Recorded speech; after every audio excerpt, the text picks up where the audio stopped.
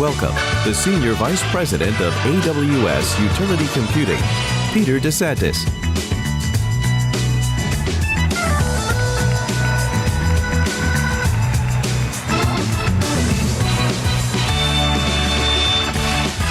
Good evening. Welcome to Monday Night Live. As many of you might know, we like to do things a little differently on Monday night. But for those of you that don't know, just remember the 5 L's. Loggers, laughter, launches, learning, and loggers. Let's do it.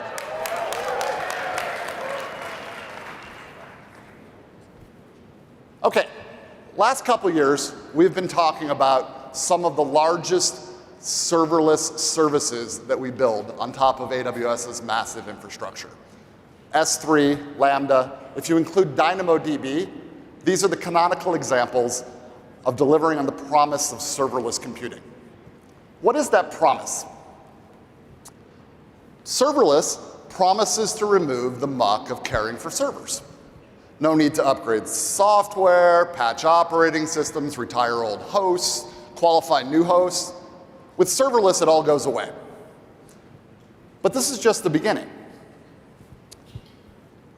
Every year, I like to show a version of this slide.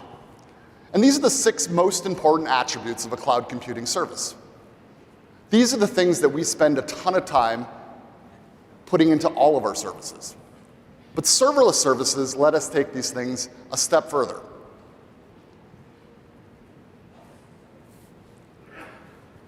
For example, serverless is more elastic.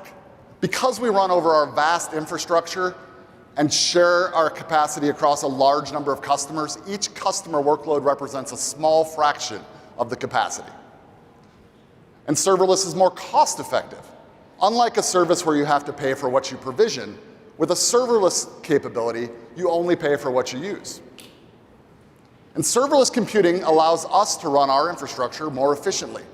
And that means better sustainability, because the most efficient power is the power you don't use.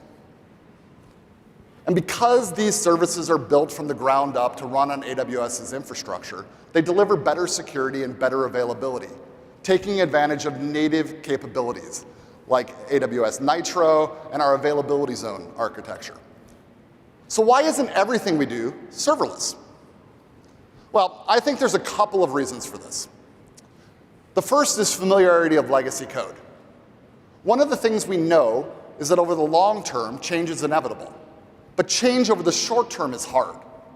If you doubt this, consider the mainframe. It's not that developers love writing and maintaining applications on the mainframe or the innovation of the mainframe that keeps people there. It's because it's hard and expensive to move things off these systems. And even in less extreme examples, developers need time to learn new systems and approaches. The second reason is richness of capability. To deliver on the promise of serverless capabilities, we deliberately introduced more targeted product offerings initially. For example, at launch, DynamoDB offered high-performance reads and writes, but with minimal query semantics. Useful for a broad range of applications, but a far cry from what a traditional SQL database could do at the time. Now, we started off pretty simple, literally, with simple storage service and simple queue service in 2006. But we've been working really hard over the years to add serverless capabilities. In fact, we've accelerated our pace of innovation. And some of these features and capabilities change the way these services can be used entirely. For example, with DynamoDB in 2018, we added the ability to have transactions. And this made DynamoDB a much better replacement for a traditional relational database. And of course, we launched completely new capabilities, including EFS, our elastic file system, Lambda, which pioneers serverless computing as a service, and Fargate, which allows you to run serverless containers. Now, there's amazing stories of technical innovations underpinning all of these capabilities. But tonight, I want to focus on a different story. One of the things that I love about working at Amazon is we reject the need to only pursue a single path. When you push us in different directions, our normal response is, let's go. And while customers love our serverless offerings, they also love when we innovate around the tools and softwares that they use today. And that's why we support the broadest range of managed databases, file systems, operating systems, and open source software. We're committed to making sure that AWS is the best place to run any of the software that you need. And this commitment is why we've been making a large investment in delivering the value of serverless computing to the server-full software that you love. And that's the journey that I want to go on tonight. And what better place to start this journey than with the relational database?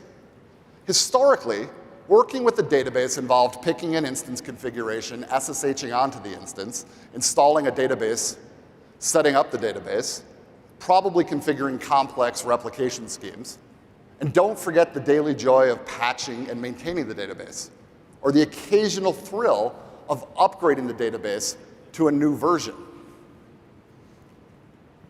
And that's why in 2009, we announced Amazon Relational Database Service. As we described in the launch post, RDS's goal was to make it easier to set up, operate, and scale a relational database. In the same way that EC2 removes the muck of managing an instance, RDS removes the muck of running a database. But how do you go from a managed database offering to something serverless? Well, with years of innovation. And now there's a lot of innovations underpinning Aurora, which provides a fully compatible, Postgres-compatible, and MySQL-compatible database. But the biggest innovation of Aurora is Aurora's internal database-optimized distributed storage system, something we internally refer to as Grover. Grover allows us to disaggregate our database from the storage itself. Now, at first blush, this might not sound all that impressive. RDS uses EBS, and EBS is disaggregated storage, right? True.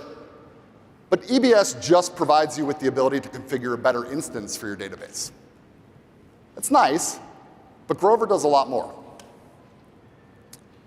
This diagram represents how most modern relational databases are built. Aurora and Grover are built in much the same way, but their focus of their architecture is around one component. And that component's the log.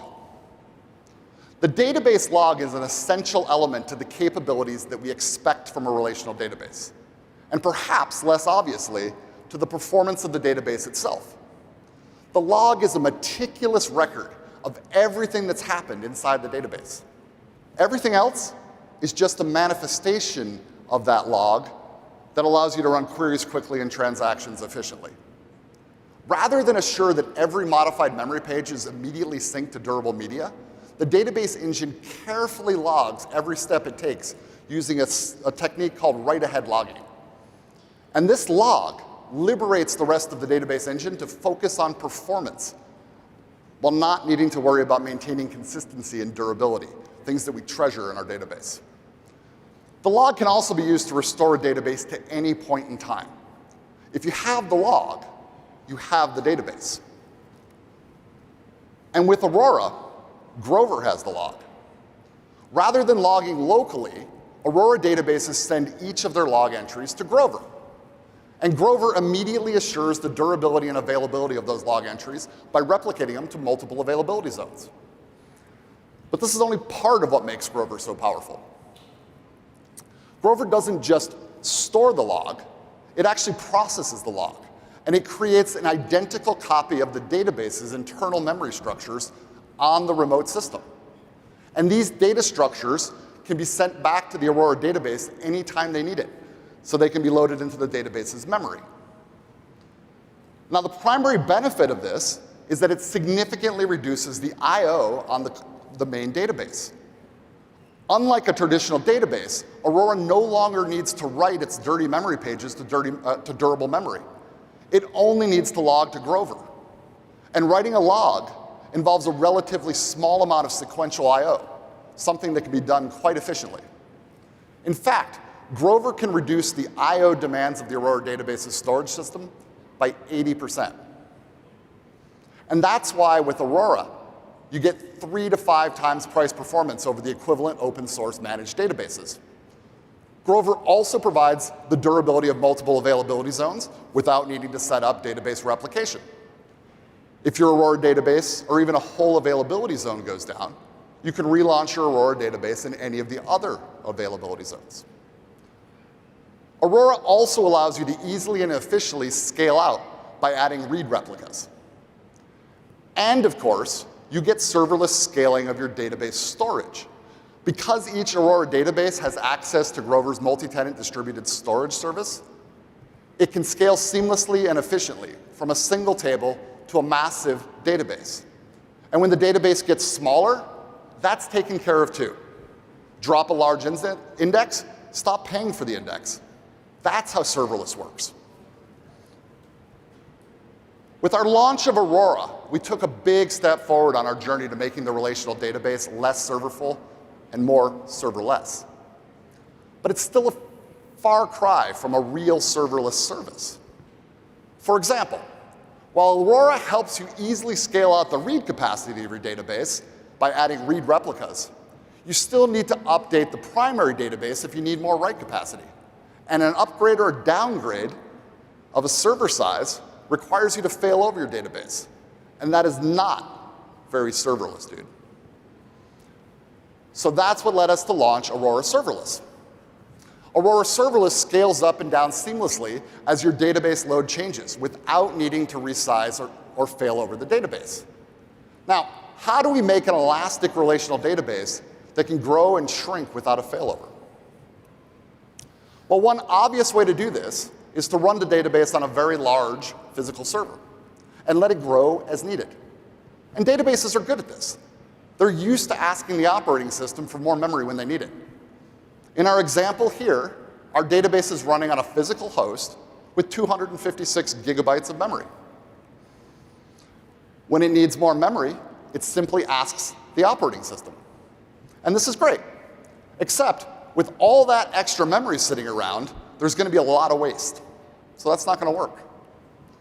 So we could try running multiple databases on that same large server, allowing each database to grow and shrink as necessary. And this will make the shared pool of resources more efficient. But there's a problem. This involves sharing, and as we've discussed in the past, sharing is complicated. At AWS, we believe the only way to share server resources securely is with a hypervisor. Others may have different views on this, but for us, processes simply aren't an adequate security boundary. We also don't consider containers, which are really processes under the covers, to be adequate ways to isolate workloads. Our only abstraction for isolating customer workload is to use a hypervisor.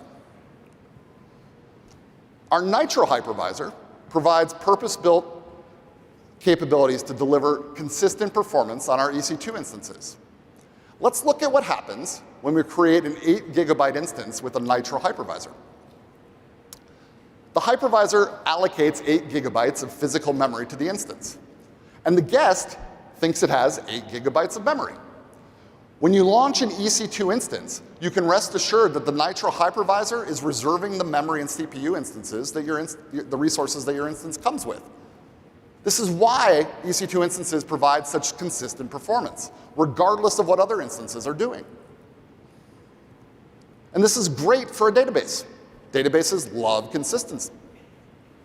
But what happens when our database requests more memory? Well, the OS simply doesn't have anything to give. Even though there's available resources on this host, the guest is already configured statically with the smaller memory allotment. So our only option to grow this database would be to reboot.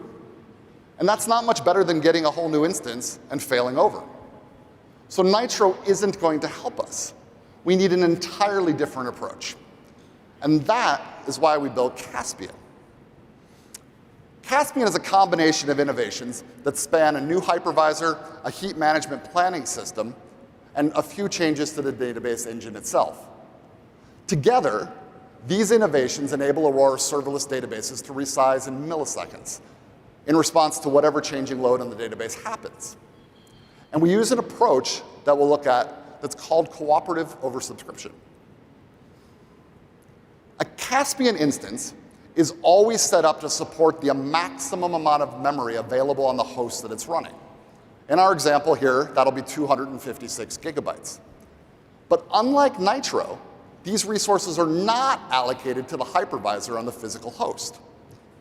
Instead, physical memory is allocated separately based on the actual needs of the database running on the instance. And this process is controlled by the Caspian heat management system. So let's see what happens when we add a database to our instance. Here, we see a single Caspian instance running on our host with 256 gigabytes of memory. The instance only needs 16 gigabytes of memory to run its database. So it's asked and been granted that memory by the heat management system. The important thing to take away here is that the database is running on an OS that believes it has 256 gigabytes of memory. But under the covers, we're only using 16 gigabytes of memory. Just like on our original process-based example, Caspian can run multiple databases and allow them to efficiently share the resources of the underlying host. But unlike our original example, with Caspian, we get all the security and isolation of a hypervisor. So this seems to work great. But what happens when our databases need more memory? The Caspian heat management system is responsible for managing the resources of the underlying physical host. When a database wants to grow, it must first ask the heat management system for resources. And when additional resources are available, the heat management system can simply say yes, and the database can instantly scale. But what happens when we run out of memory? In this case, the Caspian heat management system replies with, "Please wait." And then it proceeds to migrate one of the Caspian instances to another physical host with available capacity. Doing this migration quickly is enabled by high bandwidth, low jitter networking provided by the EC2 instance. And it results in almost no performance impact to the database while it is being migrated. And after the migration is complete, our database can scale again. Now, of course, the best time to have resources available is when you need them. And so the Caspian heat management system is actually constantly predicting which databases are going to need memory and optimizing the fleet. Here you can see a portion of our production Caspian fleet scaling up and scaling down as load changes. And you can see things are changing all the time, but the heat stays balanced across the fleet.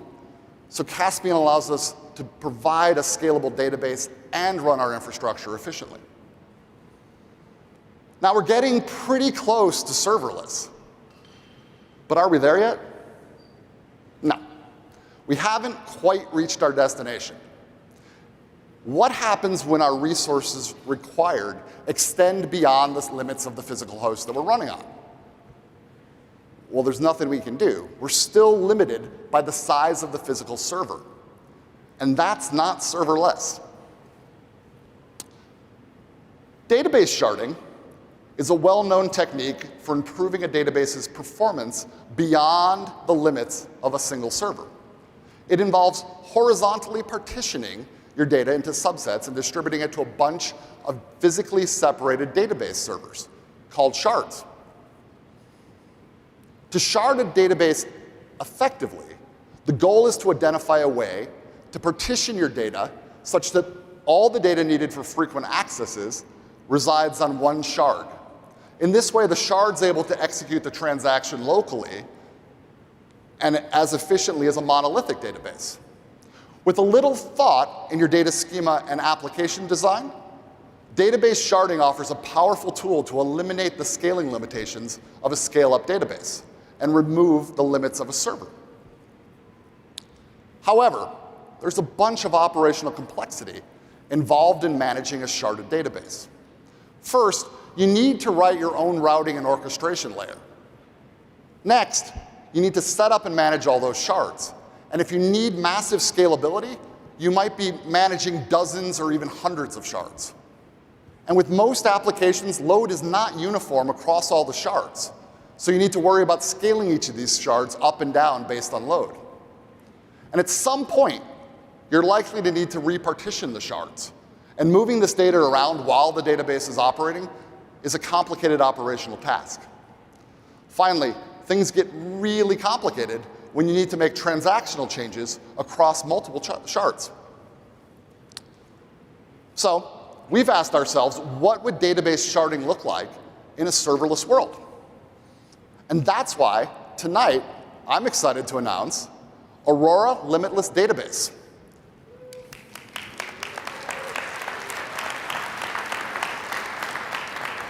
Aurora Limitless Database makes it easy for customers to scale their database beyond the right throughput of a single server. With Limitless Database, there's no need to worry about the routing of your queries to the correct database shard. Your application just connects to a single endpoint and has the scalability of a sharded database. Aurora Limitless Database automatically distributes data across multiple shards. And you can configure Aurora Limitless Database to co-locate rows from different tables on the same shard to minimize having to query multiple shards and maximize your performance. But unlike common sharding approaches, Aurora Limitless Databases provides transactional consistency across all your shards. For peak performance, you still want to localize transactions on shards as much as possible. But as I'll show you shortly, Aurora Limitless Databases uses a unique approach to making these cross-shard transactions perform very well. This probably sounds too good to be true, so let's have a quick look at how it works. As I mentioned earlier, to distribute each of your queries to a sharded database, you need a routing and query orchestration layer. So of course, we built one of those. And with Aurora Limitless Database, we made a couple of important design decisions. First, we designed our routing layer to require as little database state as possible. Our routers only need a small bit of slowly changing data to understand the schema of the database and the shard partition scheme. And keeping this layer lightweight means that we can scale quickly, and it allows us to run across multiple availability zones efficiently, providing high availability without the need for customers to manage complex replication. Second, each of the routers is actually an Aurora database.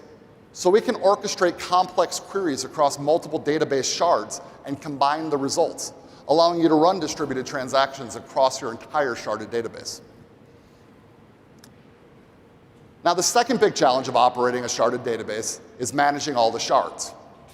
Because load varies across the shards, traditional sharded databases require considerable operational work to optimize performance and cost. Fortunately, every one of the Limitless Database shards runs on Caspian. And this allows each shard to scale up and down as needed, to a point. What happens when we get to the largest database that we can support on a Caspian server? We've been here before. Well, fortunately, we have a better option than we do with a non-sharded database. We can split our shard into two new shards. And this is easy to do because of Grover. Makes it easy for us to clone our database and repartition. And once created, we can use our router fleet to easily and transparently update the routing layer without the database client seeing any change at all. Now things are getting really serverless. But we have one more thing to think about. We started off our discussion of relational databases this evening talking about how important an ordered log is to building a high-performance relational database. But how can you do this on a sharded distributed database? On a single server, it's pretty easy and efficient to maintain a sequence number and use it to order everything that's happening on the database. But how can you accomplish this on a distributed database? Well, it turns out you have a few options. The first option is to have a single server maintain a sequence number and have all the databases coordinate with this server. But this is going to slow things down quite a bit, and it's definitely not going to scale. So a second option is to use a logical clock. A logical clock is basically a counter that gets passed around and incremented every time two servers interact.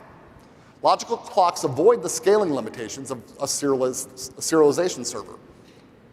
But these distributed logical clocks are very different than a simple sequence number. And to implement a traditional relational database on top of a logical clock would be quite an undertaking.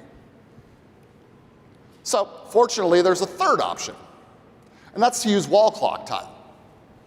If we could have a synchronized clock across all the servers in our sharded database, then it would be easy to establish the order of events by simply comparing timestamps.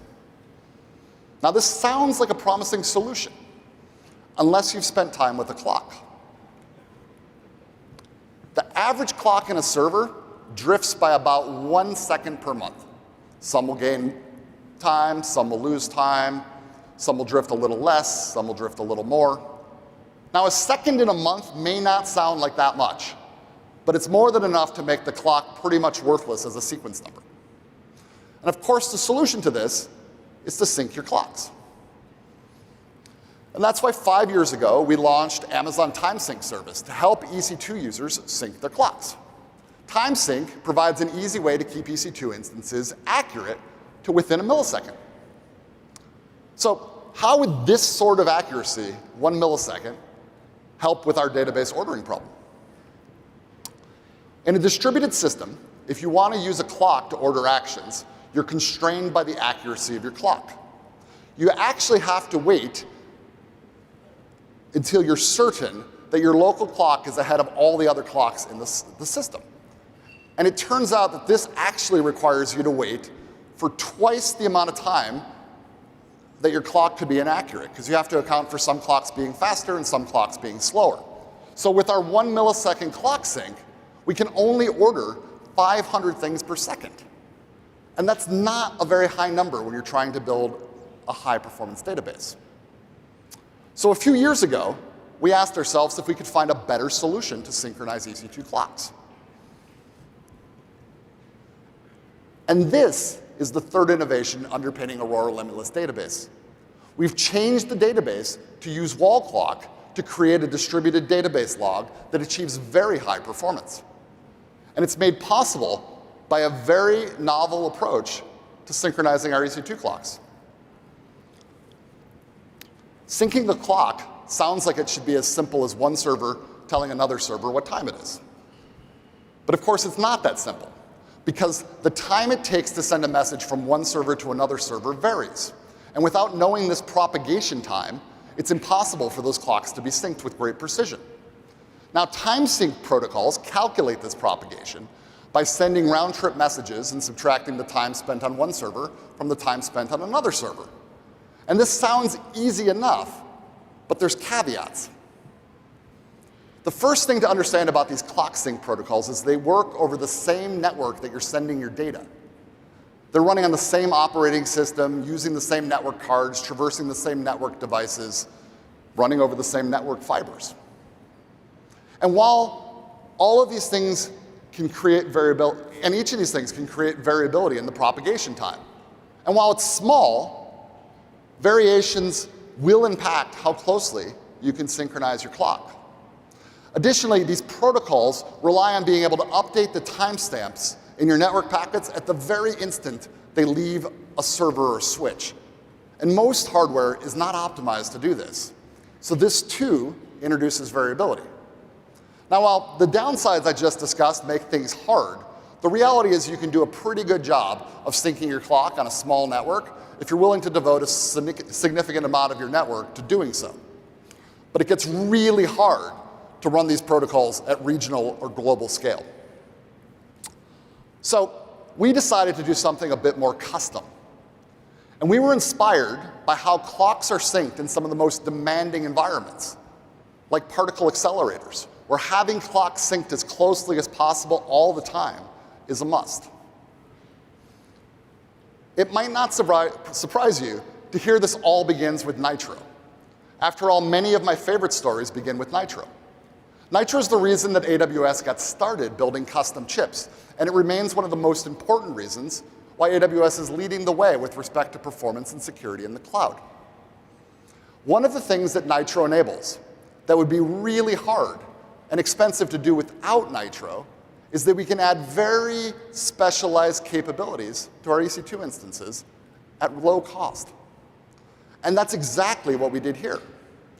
Our latest generation Nitro chips have custom hardware to support accurately syncing their local clock based on a time pulse delivered by a custom designed time synchronization network.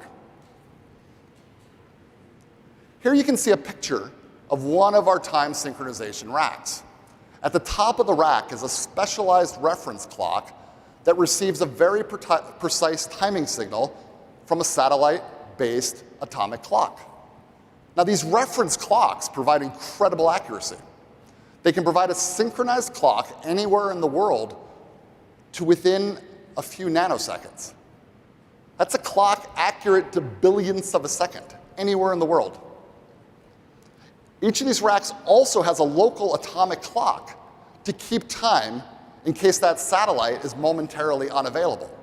And each of our availability zones has multiple of these time distribution racks.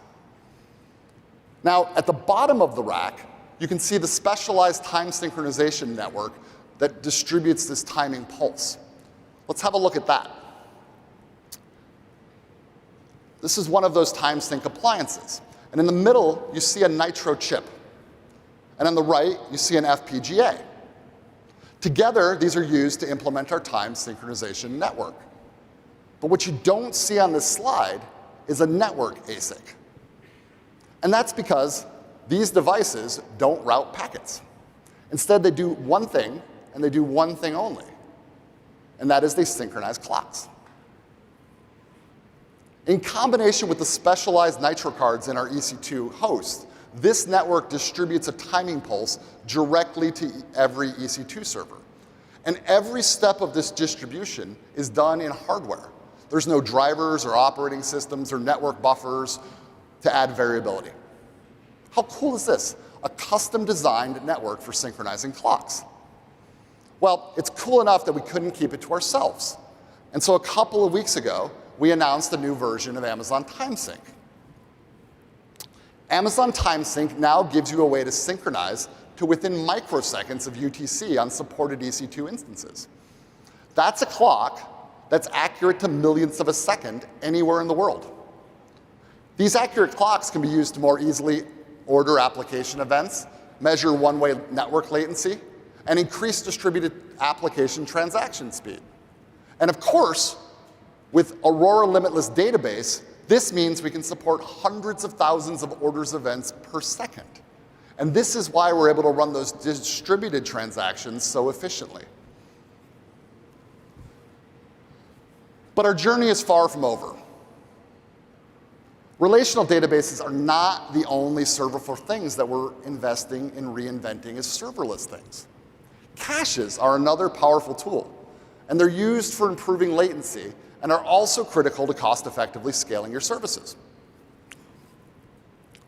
Amazon Elasticache is our managed caching service. Much like RDS, Elasticache minimizes the muck of managing popular caching applications like Redis or Memcached. And while Elasticache greatly reduces the work in managing a cache, it's not very serverless. In fact, the first thing you do with Elasticache is you select an instance. Because unsurprisingly, caches are very tied to the servers that host them. And that's because the performance of the cache relies on the memory of the server. If your cache is too small, you're going to evict data that is going to be useful.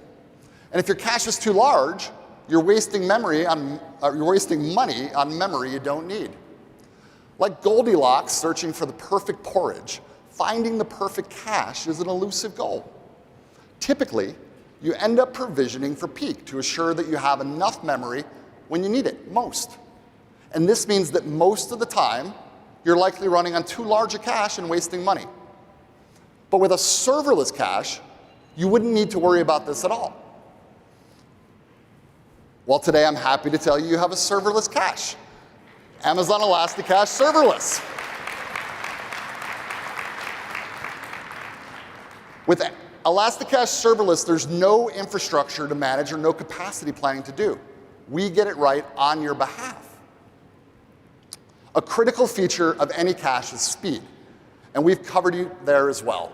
The median latency of an Elasticache lookup on serverless is about half a millisecond. And there's great outlier latencies as well. And Elasticache serverless can scale well beyond what any single server could possibly do. 5 terabytes of memory. So I bet you think I'm going to tell you how this works. I would, except you already know.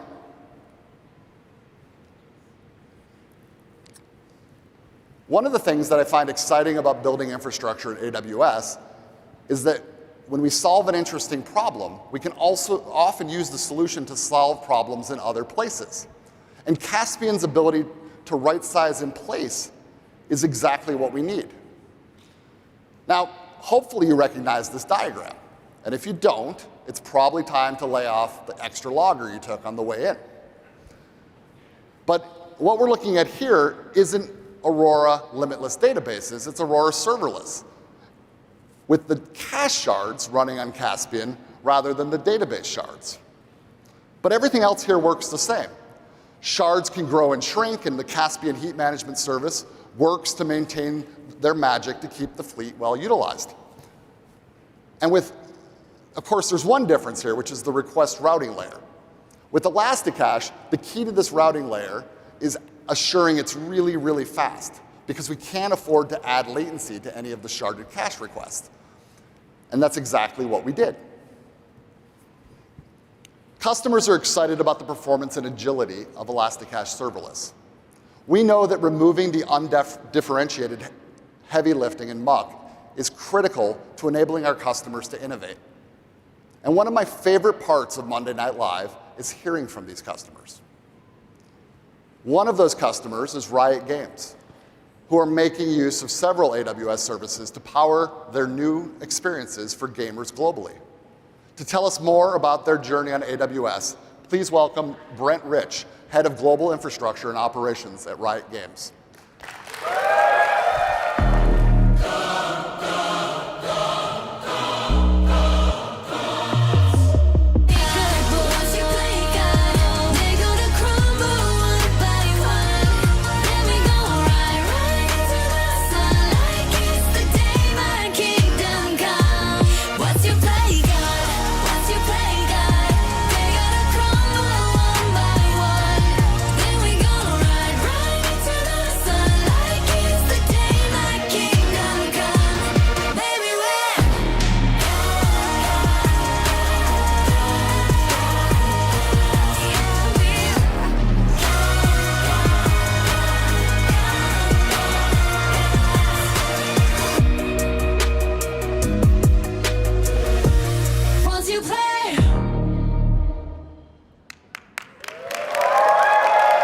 Thanks, Peter. Hello, everyone. As Peter said, my name is Brent Rich with Riot Games. I was just in South Korea at our League of Legends World Championship that you saw at the end of the video, and it still takes my breath away. It is my honor to be up here today to talk about our journey behind what you just saw, and how with AWS, Riot was able to supercharge our purpose to make it better to be a player. Now, at times, the story may seem like it's jumping back and forth, and things were happening all at once, and that's because they were. But with the help of AWS, we ended up doing it all, even when we had to change timelines or pivot priorities, and spoiler alert, it happened a lot. For me, though, it all started 5.5 years ago when I joined Riot Games. The thing is, back then, we were a single game company with all our eggs in one basket, League of Legends. And back in 2009, when League launched, it was completely reliant on colo data centers, which we managed because, let's be honest, we didn't trust that anyone else could meet our bar for making live games great. And that worked for about a decade. But by 2017, it was taking forever to get things done. And we knew that if over 100 million players worldwide didn't see Riot investing in and loving our own game, they would leave, even if it is free to play. So we started looking at options, and we quickly settled on going all in on cloud. That meant we would migrate to AWS, which had the broad set of services that we needed to run Riot. We also decided that all new things would be born in the cloud, and for us, that meant new games. Now let's pause for a second, because if you didn't notice, my intro stated that I work at a place called Riot Games, with an S, right? Well, that S was the next big opportunity in early 2020 to collaborate on with AWS, the global launch of Valorant, a tactical shooter game, had very specific design goals, And one in particular presented a unique challenge, which we were able to address thanks to AWS's global cloud infrastructure: peeker's advantage. Peeker's advantage occurs when a player in motion can push the corner, knowing there is a split-second delay for the defender on the other side, which allows the peeker to see the defender first. And one way to address this in first-person shooter games is by adding more places for the defenders to hide. But that increases the luck and the chance of the game versus it being on the player's skill alone. And to us, that just feels bad. So we made it a priority to mitigate this in Valorant. And we determined that at highly competitive levels of the game, if server tick rate is at least 128 per second, which requires a ton of compute, and network latency was under 35 milliseconds to players, requiring all those AWS locations, if those two things happen, peekers have no advantage. And if you're not familiar with how this technically works, in the game, player actions and movements are sent to the server. The server then updates and sends the simulation state of the 10 players back to all of them, and it does this 128 times per second across the internet. It's this speed of updates between all 10 players to the server and back again that effectively mitigates peeker's advantage and makes playing much more fair, which we hope is more fun as a result. And by using AWS, Riot was able to launch Valorant globally with fairly low risk. We're able to provision a bunch of cloud capacity all over the world with no long-term commits, leveraging AWS regions, local zones, and outposts. This meant that if the launch didn't work out, we would simply shut it down and fail fast, and I'd go cry in a corner. And so after all of that, 2020 was great, right? Not quite, unfortunately. While we did have a massive success putting that S in Riot Games, the pandemic was causing havoc in the world of esports. All our competitions like Worlds had ground to a halt, and while games were doing great, esports had no new content for them. So we had a new problem. How could we reinvent remote broadcast and eliminate the need for on-site staff sitting in cramped trucks? Of course, AWS had a solution for that. We ended up enabling video encoding and production to happen in the cloud, with our folks accessing it through AWS workspaces from home. It was pretty wild. From a proposal to rollout, it ended up taking all of 11 days. And today we've matured even further. We leverage AWS to remotely produce events all over the world, all from our remote broadcasting centers in Dublin, Ireland, and Seattle, Washington. This allows producers, editors, and casters to be in one place, while all our events are at another. Okay, so now that we had esports back producing world-class competitions and Valorant was successfully launched and doing amazingly, it was time to modernize League and migrate it to the cloud. But there were some challenges. Like first, we had to figure out how to safely deploy, configure, and test 30-plus microservices in a world where every service team was used to managing their services independently and how they wanted. And second, using Amazon EKS out of the box just didn't meet our needs because some of our games can run on average 35 minutes, and we couldn't just pause or take a container out of service within 15 minutes if required for AWS maintenance. So we made a product ask, and AWS delivered a short-term solve, and then followed through with a long-term solution for us. But we also know there'd be some additional expected benefits along the way, and one was uptime. In the old days, when anything in a Riot data center failed in an unexpected way, it was often a large outage that lasted 1 to 3 hours. But once we got up and running at AWS, those outages instead turned to hiccups that players barely notice. And the other one was visibility. Anyone here ever spent an unreasonable amount of time trying to figure out what you have, how it's configured, and who consumed what for who? So did we. But with AWS, retrieving this data is pretty much now all an API call away. And so with all these challenges and benefits, what did we get for it? Well, we did migrate 14 data centers. We modernized a decade-old game for hundreds of millions of very loyal players around the world. We basically rebuilt the plane in flight. We modernized remote broadcasting, and we launched several global games in cloud over 36 months. It was a lot. Okay, as I wrap this up, I'd like you to remember that Riot didn't actually do anything groundbreaking here. When there were problems, we looked for solutions, and it just so happened that AWS had them for us. And so a quick tip, make the ask. It doesn't matter what size company you are. If it makes sense for the broader customer base, AWS just might do it. Or like us, there might be a short-term solve. And one final takeaway. When you're looking at cloud and whether it serves your needs, don't assume what was true 6 months ago is true now. Cloud moves very fast and it's always changing. I know for a fact that we would have saved quite a few headaches if we were willing to reevaluate more often versus pursuing our own solutions. So please keep an open mind. And with that, Thank you very much for listening to our journey, and I can't wait to see what AWS comes out with next. Thank you.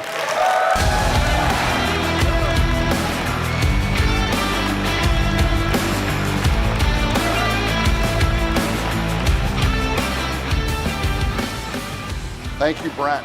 It's exciting to see the growth of Riot and how we work together to enable amazing experiences for gamers. Well, we're coming to the end of our journey, but we have one more stop, and it's a big one. Let's look at something that has a reputation for needing the biggest servers around, the data warehouse. Data warehouses are specialized databases that are designed to work over massive data sets. They serve a large number of users and process millions of queries that range from routine dashboard requests to ETL processes to complex ad hoc queries. And traditionally, they have some of the biggest servers available to ensure they have the resources they need for this business-critical workload. And if you're taking care of a database, it's not just picking the right server and storage you need to worry about.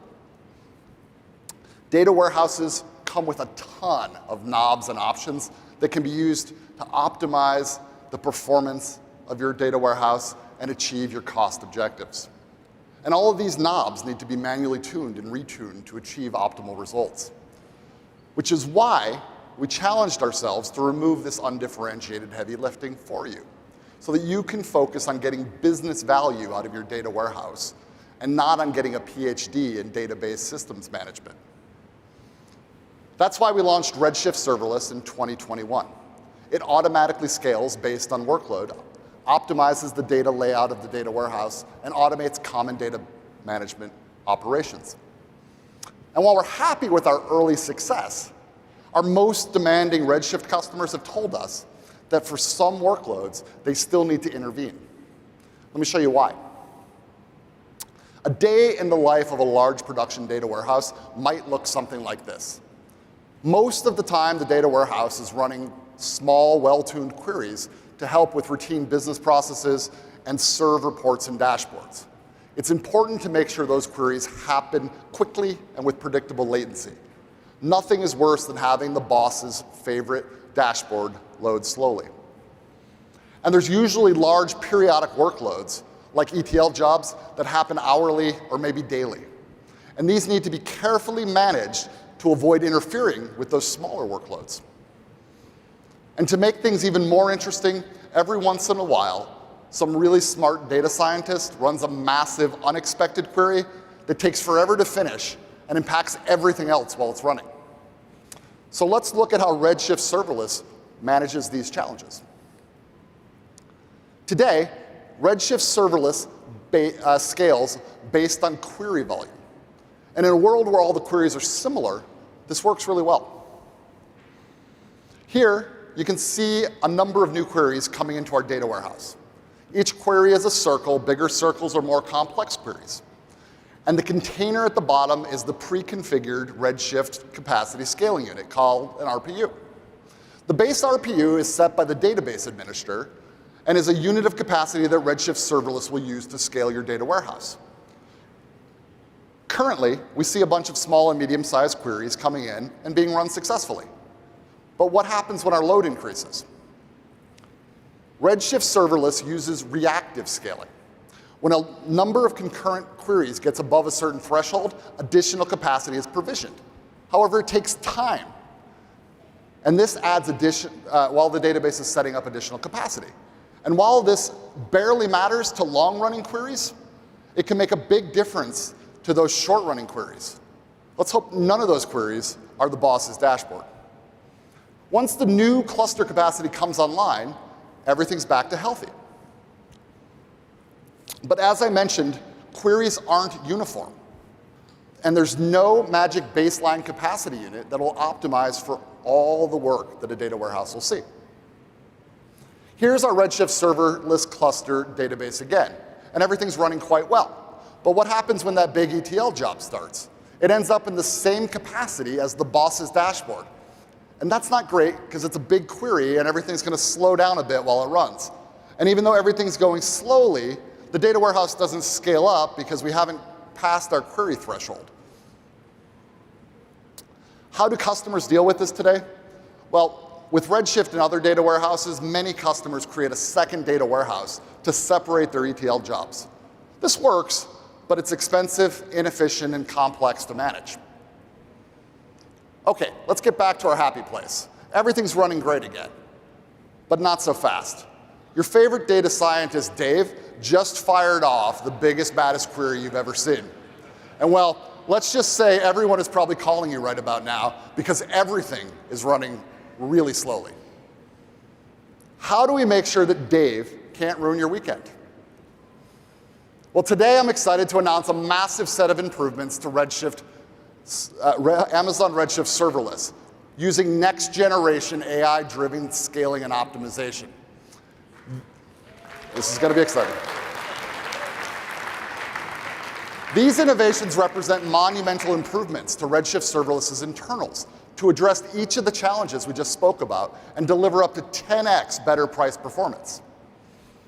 Our first innovation is building a detailed model of the expected load of the data warehouse to proactively scale our capacity.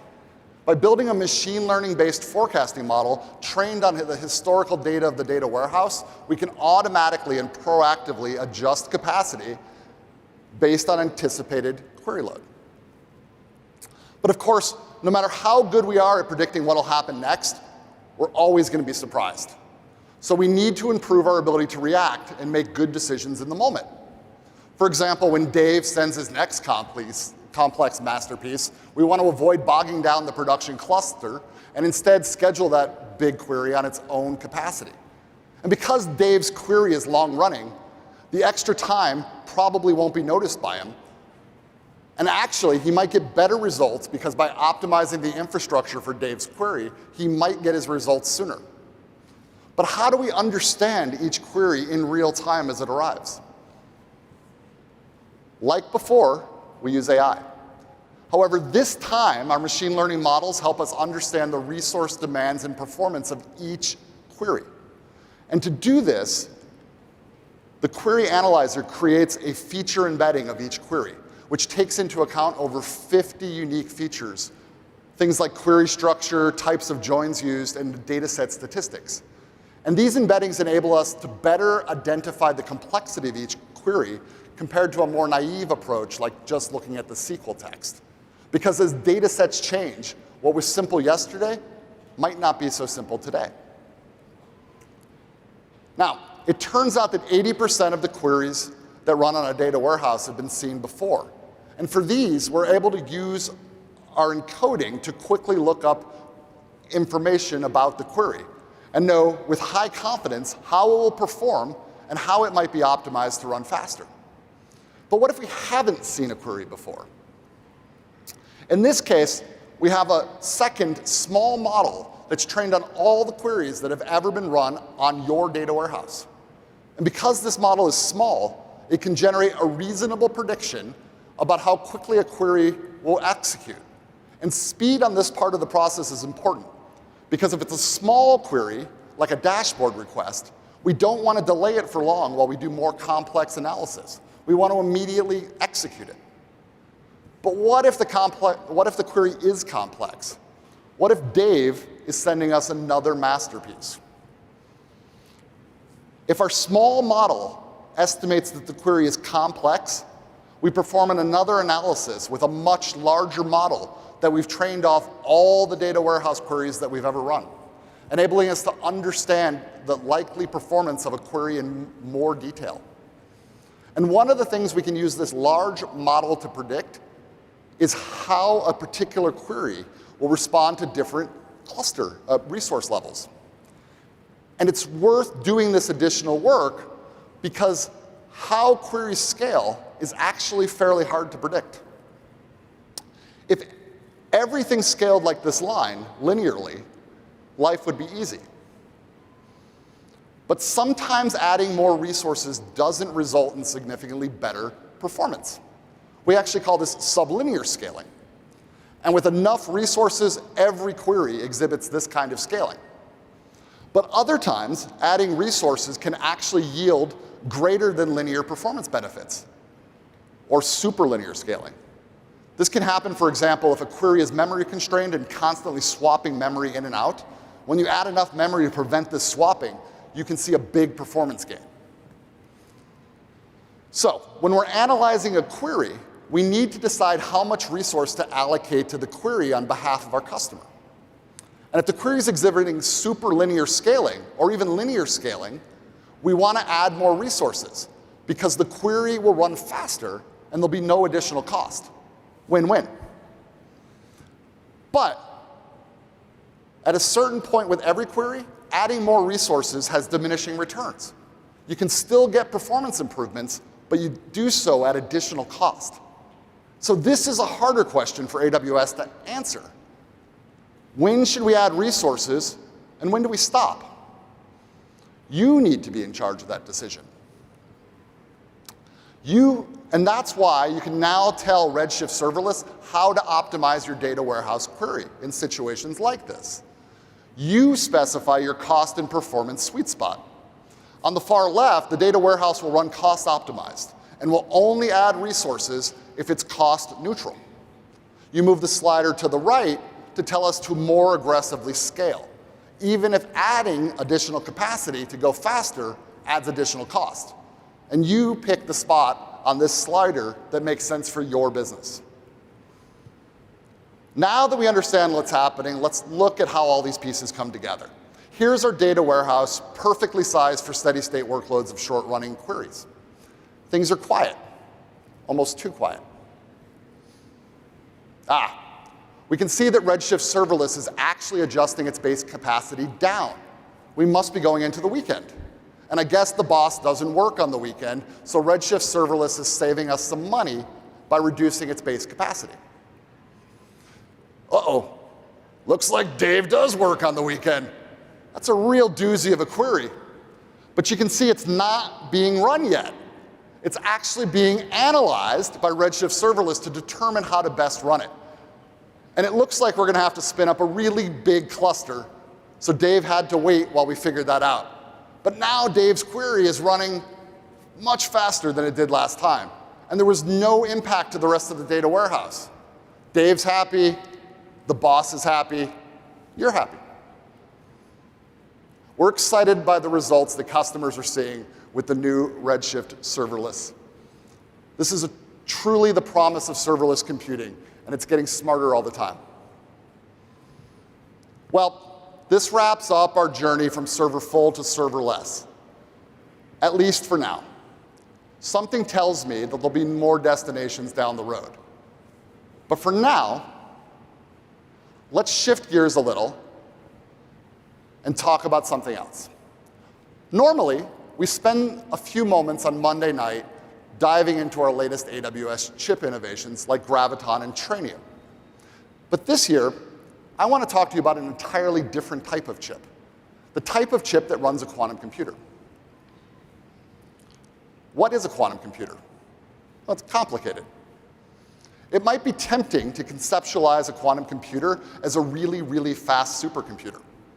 And while it would be great to have a supercomputer, that mental model is not useful. A quantum computer is really something else entirely. We all know the binary bit. We build computers from transistors that store a bit, a 0 or a 1, with the presence or absence of a charge inside of a transistor.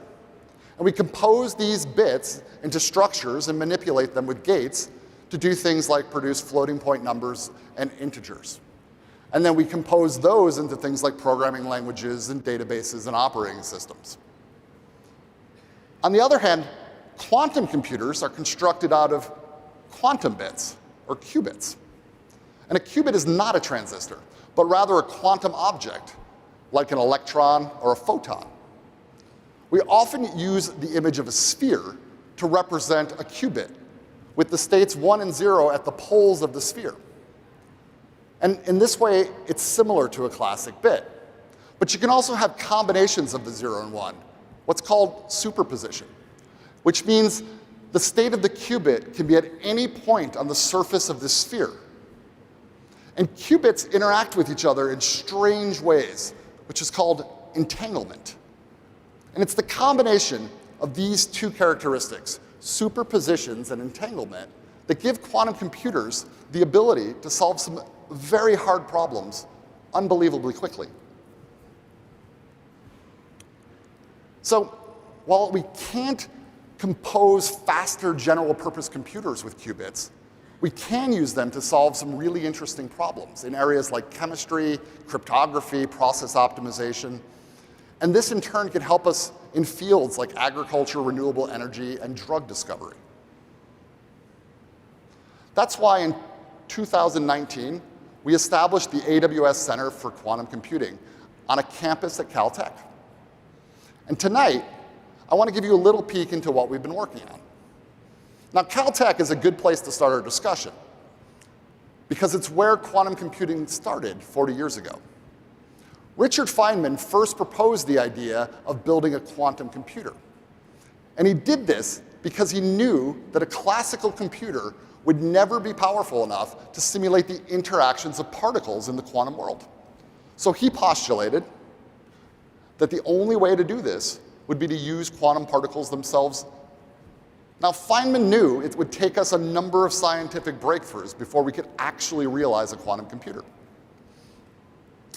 About 10 years after this, Peter Shor, a mathematician at Bell Labs, surprised everyone with the discovery of a factoring algorithm, a quantum algorithm that could provide exponential speed up over the best classical number factoring algorithms. If you've heard that quantum computers are going to destroy the internet, it's because of this algorithm. Now, personally, I'm not losing sleep quite yet, and I'll show you why in a minute. But Shor's algorithm is a seminal moment in quantum computing because it showed that quantum computers could be useful for solving problems beyond just simulating the quantum world. Several years later, physicists first began experimenting in labs with small quantum systems consisting of 2 qubits that could interact and operate with computational gates. This was done in a laboratory setting. 10 years later, scientists figured out how to produce qubits on the same electrical circuits that we use for classical computing. And this marked the beginning of the engineering race to build a useful quantum computer. So how many qubits would we need to do something useful? We can probably start doing some interesting things in chemistry and physics with a few hundred high-quality bits. But breaking something like RSA is going to require many thousands of qubits. You may have seen that quantum computers with hundreds or even thousands of qubits are being produced today. So it's a reasonable question to ask, why haven't quantum computers started to change the world? And like many things, you have to read the fine print. And the fine print with quantum computers says they're noisy and prone to error. In all the computers we use today, we do occasionally experience errors, bit flips. A 0 turns into a 1, or a 1 turns into a 0. And we use error correction to protect ourselves from these sorts of errors. For example, we use ECC memory, which automatically protects against bit flips in our memory system. And the overhead of error correction in a classical computing system is pretty low because bit flips are very rare and because bit flips only happen in one dimension, the 0 and the 1. So with memory, for example, we can typically protect memory with one single parity bit for every 8 bits of data. Very small overhead. But in the quantum world, noise is much harder. Quantum objects are far more sensitive to noise from their environment. And qubits store more than the simple 0 and 1, as we've seen. Qubits can actually experience errors on 2 dimensions. They can have bit flips, the 1 and the 0, but they can also have phase flips. So where are we in the quest to minimize qubit error rate?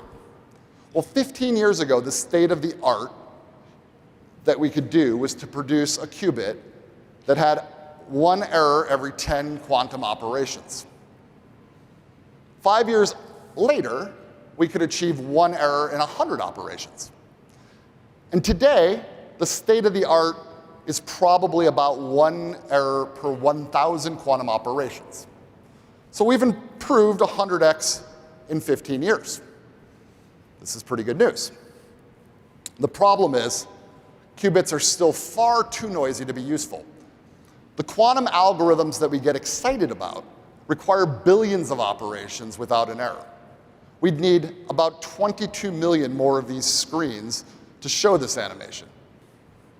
What about using error correction? We can do qubit error correction by encoding a block of physical qubits into what we call a logical qubit. But because the underlying qubits still have a pretty high error rate, we need a lot of physical qubits to create one single logical qubit. With our current 0.1% error rate, each logical qubit requires a few thousand physical qubits. Here we see the same chart that we looked at earlier, but now we're showing the number of physical qubits that we would need to solve a problem with today's 0.1% error rate. And now you can see why I'm not losing sleep at night. Shor's algorithm will require a very large number of qubits. So today's quantum computers aren't close to where we need them to be to start solving these big, hard, interesting problems. But the good news is, with error correction, things can improve quite quickly. With a further improvement in physical error rate, we can reduce the overhead of error correction significantly. Here I've adjusted the graph for another 100x improvement in physical qubit error rate. And you can see that this starts to get these qubit rates down to something you can get your head around. And this is maybe something we can do in the next 10 to 15 years. But how do we go faster? Well, another way we can speed up the quest for a reliable qubit is to implement quantum error correction more efficiently. And that's what our team at the AWS Center for Quantum Computing has been hard at work doing. Today, I'm happy to give you a sneak peek at that look. This is a quantum device. It's a custom-designed chip that's totally fabricated in-house by our AWS quantum team. And the unique thing about this chip is how it approaches error correction by separating the bit flips from the phase flips. With this prototype device, we've been able to suppress bit flips errors by 100x by using a passive error correction approach. And this allows us to focus our active error correction on just those phase flips that we looked at. And by combining both of these approaches, we've shown that we can theoretically achieve quantum error correction 6 times more efficiently than with standard error correction approaches. Now, while we should be mindful that we're still early in the days of this journey to the error-corrected quantum computer, this step taken is an important part of developing the hardware-efficient and scalable quantum error correction that we need to solve interesting problems on a quantum computer. We're going to be sharing more details about these experimental results soon, so if you're interested, stay tuned.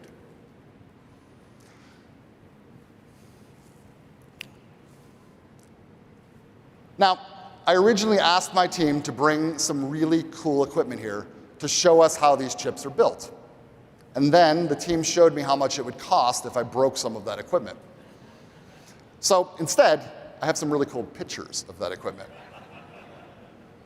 With a strong emphasis on reducing noise in our systems, quantum chips need to be developed very carefully. And like most chips, quantum chips begin their life on a silicon wafer. One of the challenges of building a quantum computer is it needs to operate inside of a refrigerated environment near absolute zero. But we need to access the qubits and connect them to a classical computer outside of the refrigerator. So we have to start by bonding multiple chips together. One chip contains the sensitive qubits, and the other chip contains the wiring used to read the qubits. From here, the chip is bonded to the external printed circuit board. And the bonded chip and package is then mounted into a gold-plated copper mount, the thing I had in my hand 2 seconds ago. It both provides thermal anchoring to the refrigerator, but it also provides the first level of electromagnetic shielding, which in turn protects the chip from bit flips. The assembly is then carefully mounted onto a dilution refrigerator, where it's cooled to within a few tenths of thousands of a degree above absolute zero. Now, many of you have probably assembled your own PC, so this is a familiar process. This video here is a time-lapse video of Cody from the AWS Center for Quantum Computing, and it was shot over 2.5 hours. And finally, when he's done with this process, we can try out the new quantum chip. Of course, there's a lot of cool engineering that goes into any chip before you ever lay hands on the silicon. And having good design tools for laying the chip out is also a key part of the development process and an important area of innovation for us. For example, the teams developed a full-scale electromagnetic simulation of the chip. And that helps us bring down the environmental noise and produce a higher quality qubit. They've even open sourced their toolkit to run these electromagnetic simulations. And I'm told it works best on Graviton. Now, we're excited to share our quantum computing milestone, and we believe the industry is at the beginning of an exciting new period of quantum innovation, the period of the error-corrected qubit. It'll be an exciting journey, and we'll be sure to continue to update you as we go. So